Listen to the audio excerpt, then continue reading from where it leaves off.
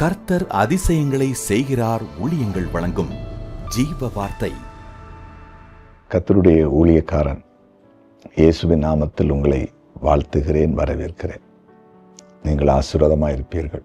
உங்கள் துக்கம் சந்தோஷமாய் மாறும். ஒவ்வொரு நாளும் அவருடைய கிருபை உங்கள் வாழ்க்கையில் வெளிப்படும். காலைதோறும் அவருடைய கிருபை புதிதாக இருக்கிறதா, பயப்படாதிருங்க. உலகத்தில் எப்படிப்பட்ட சூழ்நிலை இருந்தாலும் சரி, உங்களை இயேசப்பா அதிசயமாய் நடத்துவார்.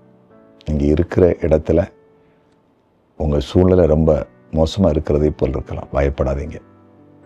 கர்த்தர் உங்களை ஆச்சரியமாய் நடத்துவார். இந்த நாள் ஜீவார்த்தைக்கான வசனம் சங்கீதம் 33:20. நம்முடைய ஆத்மா கர்த்தருக்கு காத்திருக்கிறது. அவரே நமக்கு துணையும் நமக்கு கேடகமானவர். அவரே நமக்கு துணையும் நமக்கு கேடகமானவர். நமக்கு துணையாக இருக்கிறவர், கேடகமாக இருக்கிறவர். துணை என்றால் நமக்கு சப்போர்ட்டாக இருக்கிறவர், உதவியாக இருக்கிறவர். இப்போ நம்ம ஒரு காரியத்தை தனியாக தான் செய்யணும்னு வச்சுருங்களேன். தனிமாக செய்கிறதுக்கு கஷ்டமாக இருக்கும். இன்னும் ஒரு ஆள் கூட வந்து நம்ம கூட அதை உதவியாக இருந்து செய்கிறாங்கன்னா 2 பேரை செய்யும் ஈஸியாக இருக்குங்களே. அதான் துணை. ஏசப்பா அப்படி இருப்பார். இன்னைக்கு யாருமே துணை இல்லையே, யாருமே உதவி செய்யலையேன்னு கலங்காதீங்க. ஆண்டவராகிய இயேசு கிறிஸ்து உங்களுக்கு துணையாக இருப்பார்.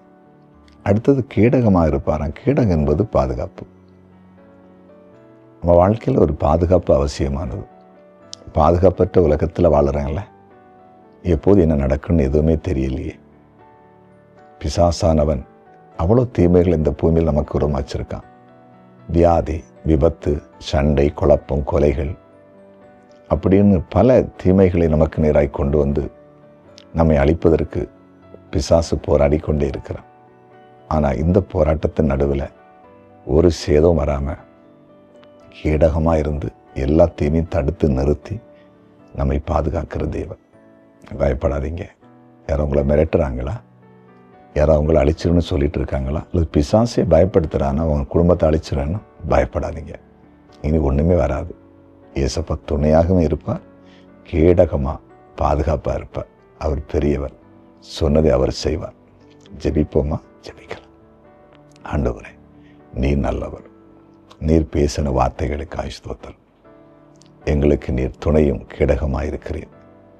உடைய பிள்ளைகளுக்கு துணையாக உதவியாக இருந்து அற்புதம் செய்யும். கேடகமாக பாதுகாப்பாக இருப்பீராக. ஒரு தீமையும் உடைய பிள்ளைகளை தொடக்கூடாது. நீர் அப்படி இருந்து நடத்தும். வியாதிப்பட்டவர்களை இப்போ தொட்டு சுகமாக்கும்.